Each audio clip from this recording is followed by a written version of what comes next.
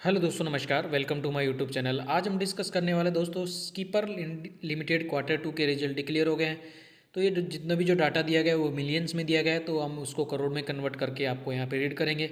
और ये जो डाटा है वो अब कंसोलिडेटेड फाइनेंशियल रिजल्ट वो हम रीड करने वाले हैं। सबसे पहले हम देखते हैं कि जो रेवेन्यू फ्रॉम ऑपरेशन यानी कि कंपनी ने इस क्वार्टर के अंदर कितना रेवेन्यू जनरेट किया, वो आपको यहाँ देखने को मिल रहा होगा। इस क्वार्टर के अंदर 1261 करोड़ का रेवेन्यू फ्रॉम ऑपरेशन यानी कि टोटल रेवेन्यू जनरेट किया।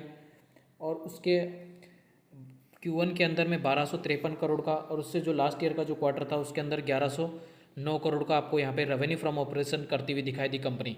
अगर हम कंपैरिजन करते हैं दोस्तों, तो यहाँ पे जो ईयर ऑन क्वार्टर बेसिस पे तो आपको लगभग फ्लैट है, कोई बहुत ज़्यादा यहाँ पे 1253 से बढ़ के 1261 हुए, यानी कि ऑलमोस्ट फ्लैट है।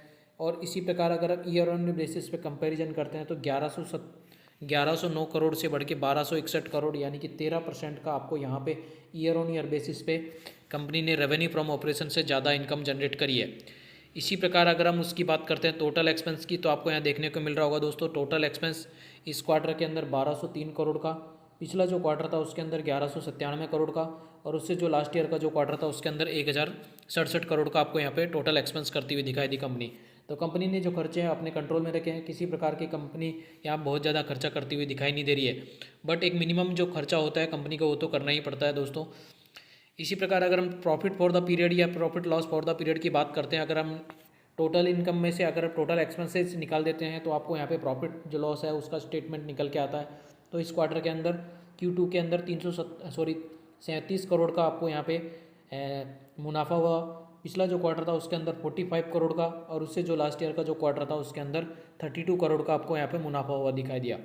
अगर हम कंपैरिजन करते हैं तो आपको यहाँ देखने को मिल रहा होगा क्वार्टर ऑन क्वार्टर बेसिस जैसे इनकम भी बिल्कुल फ्लैट रही, बट जो टोटल प्रॉफिट है उसके अंदर यहाँ गिरावट देखने को मिली है, ऑलमोस्ट बोल सकते हो 18% के आसपास।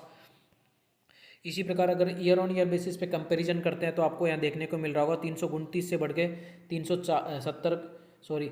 32 करोड़ से बढ़ के 37 करोड़ हुई, यानी कि आपको 15% के आसपास यहाँ पे जंप देखने को मिला है। तो दोस्तों अगर EPS की बात करते हैं तो आपको यहाँ देखने को मिल रहा होगा EPS इस क्वार्टर के अंदर 3 रुपये 28 पैसे, पिछला जो क्वार्टर था उसके अंदर 4 रुपये 1 पैसा, उससे जो लास्ट ईयर का जो क्वार्टर था उसके अंदर 3 रुपये 13 पैसे आपको यहाँ पे EPS दिखाई दिया। अगर हम कंक्लूजन की बात करते हैं तो आपको देखने को मिल रहा होगा दोस्तों, क्वार्टर ऑन क्वार्टर बेसिस पे जो कंपनी के रिजल्ट है उसमें किसी प्रकार का कोई बहुत ज़्यादा तेज़ी नहीं है इनकम के अंदर, बट रेवेन्यू के जो प्रॉफिट आफ्टर द पीरियड है उसके बाद में उसमें थोड़ा गिरावट देखने को मिली है, almost 18%। Year on year basis पे क्वार्टर की कंपेरिजन करते हैं तो आपको यहाँ 13% का यहाँ पे रेवेन्यू फ्रॉम ऑपरेशन से ज़्यादा करती हुई दिखाई दी कंपनी, और जो टोटल नेट प्रॉफिट है उसमें भी 15% का इजाफा हुआ। तो दोस्तों अगर वीडियो अच्छी लगी तो लाइक करना और चैनल को सब्सक्राइब करना। मिलते हैं जब तक किसी नेक्स्ट वीडियो में, जब तक के लिए बाय बाय।